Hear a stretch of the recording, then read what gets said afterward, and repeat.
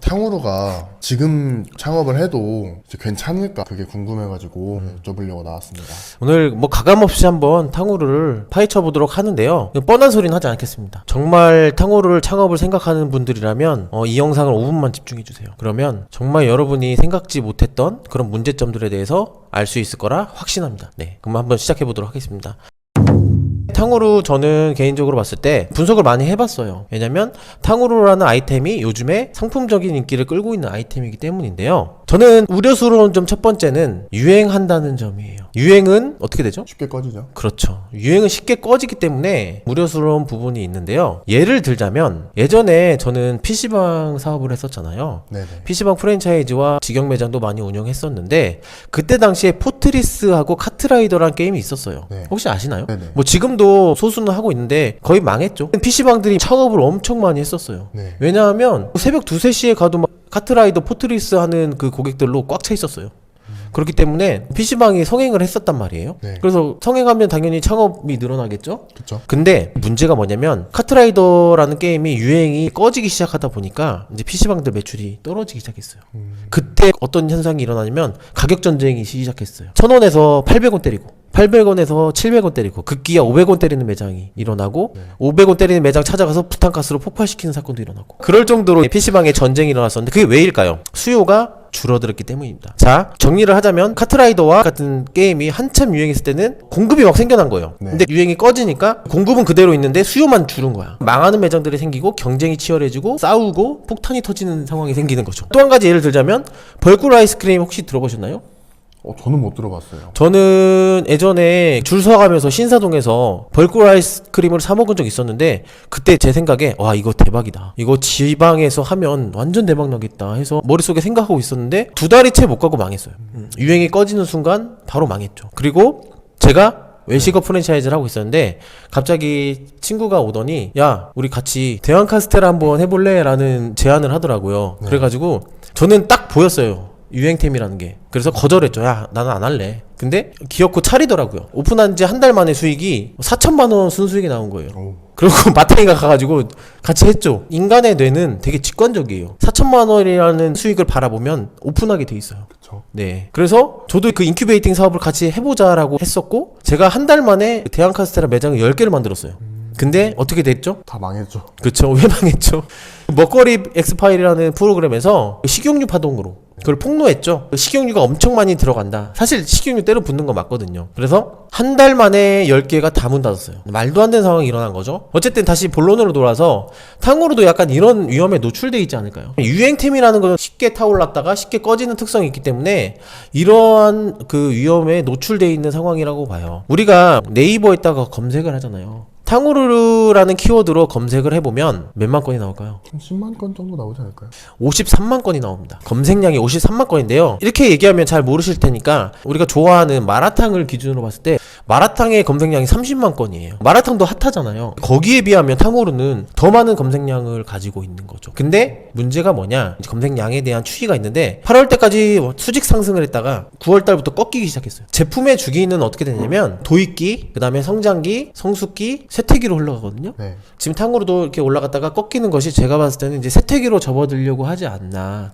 검색량은 지금 꺾였어요. 네. 이미 변곡점을 꺾고 하락하는 추이이기도 하고 만약에 여론이 한번 안 좋게 움직인다면 수직 하락을 할 수 있는 요소가 있다라고 생각을 하는 거예요. 예를 들자면 한 치과 의사 유튜버가 있어요. 되게 이제 구독자 수가 많은 유튜버인데 탕후루를 이제 종류별로 하나씩 사가지고 먹으면서 충치 유발 지수에 대해서 얘기를 하는데 충치 유발 지수가 제일 많은 게 젤리래요.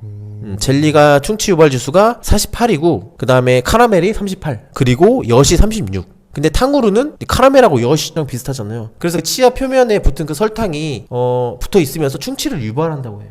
그래서 충치에는 매우 안 좋은 그런 식품이라고 이제 많이 알려지기 시작한다면 그리고 또 고딩오빠에서는 이 당뇨에 대해서 패널들이 얘기를 하더라고요. 네네. 네, 어떤 그 한 엄마가 탕후루를 되게 좋아하는데 그거를 본 패널들이 하는 얘기가 그거 너무 많이 먹으면 당뇨 생기지 않나요? 이런 얘기까지 하는 거 보니까 아무래도 한번 여론이 크게 움직인다면 탕후루는 나락으로 갈 수도 있다라는 리스크를 가지고 있는 거죠. 그래서 그런 위험 요소가 있기 때문에 저는 개인적으로 추천하지 않지만 대신에 유혹은 달콤해요. 제가 아까 대왕카스테라 얘기를 했었잖아요. 네. 제가 원래 안 한다 했는데 왜 한다고 했나요? 순수익이 순수익 4천만 원 찍힌 거 보고 한다고 했죠. 네. 탕후루도 순수익이 엄청 높아요. 원가율이 30% 정도밖에 안 되기 때문에 순수익이 많이 남거든요. 네. 그러다 보니까 탕후루 같은 경우도 뭐 잘 되는 몇 천만 원씩 벌 거야. 그쵸. 그런 매장들을 보고 아 지금이라도 빨리 해야지. 그래도 지금까지 안 죽었어. 그러니까 이런 생각을 할 거 아니야. 예를 들어서 한 6개월 전부터 탕후루를 생각하고 있는 사람이 있었는데 지금까지 안 했어. 아 그때 할 걸. 지금이라도 해야겠다. 그래서 지금 물려가지고 나락으로 갈 수도 있는 거죠. 근데 이것도 제가 장담할 수는 없는 일이죠. 그쵸. 이게 1년 뭐 2년 더 갈 수도 있는 거는 아무도 모르는 거잖아요.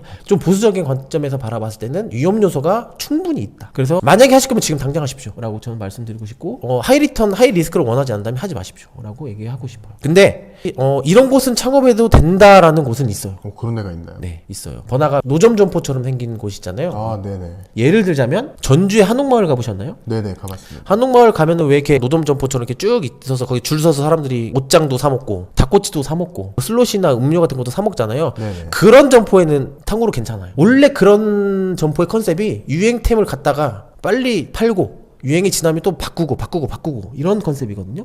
한옥마을도 실제로 가보면 여러 곳에서 탕후루를 팔고 있는데 잘 돼요. 심지어 줄 서서 먹는 데도 지금도 있어요. 그쵸. 그런 곳에서는 탕후루를 해도 저는 괜찮다고 생각을 하는 거죠. 사실 탕후루라는 게 별게 없어요. 인테리어가 필요 없잖아요. 그런 데는. 그쵸. 망가 탕후루 같은 이제 프랜차이즈를 하지 않는다면 그냥 내가 갖다가 차리면 되거든. 꼬치에다가 샤인머스켓 꽂아가지고 설탕물 묻히면 끝이거든요, 사실. 네. 근데 어떤 게 필요할까요? 그 집기가 나와 있잖아요. 냉장고, 냉동고, 가스, 냄비 끝. 그렇지 않나요? 그래서 그런 데서 팔다가 유행 지나면 다른 걸로 바꿀 수 있잖아요.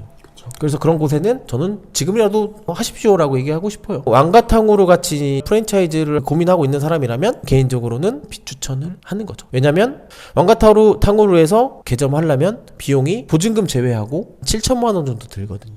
집기값만 해도 2, 3천 정도가 되고. 근데 무슨 집기가 그렇게 들어가는지 좀 모르겠어요, 사실. 네. 그러게요.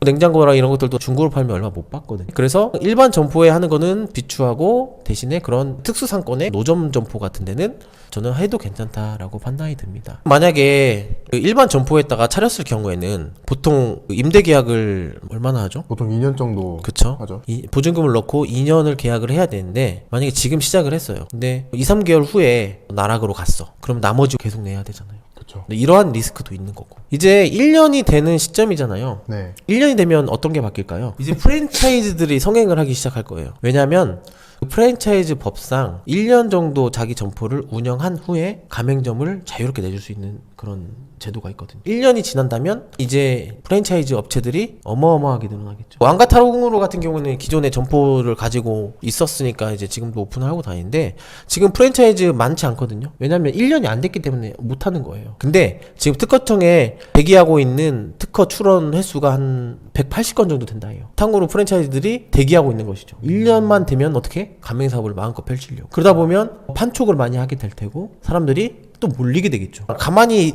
있는 것보다 누가 깎아줄게 해 이러면 더 하고 싶잖아요. 그렇게 푸시가 들어올 거라는 것이죠. 지금 창업비용이 왕가탕후루가 예를 들어서 7천만 원이라면 나는 6천만 원 해줄게, 나는 5천만 원 해줄게, 이런 달콤한 유혹들을 하면서 소비자들을 꼬실 거란 말이죠. 그러면 창업의 숫자가 많아지고 공급이 또 많아지게 되니까 나중에 유행이 조금만 꺼져도 다 피해를 보게 되는 거죠. 그쵸. 그래서 그런 것들을 잘 따져보고 탕후루에 대해서 시작을 하셨으면 좋겠습니다. 이렇게 해서 오늘 탕후루에 대해서 알아봤는데요. 지금까지 시청해주셔서 감사합니다. 감사합니다.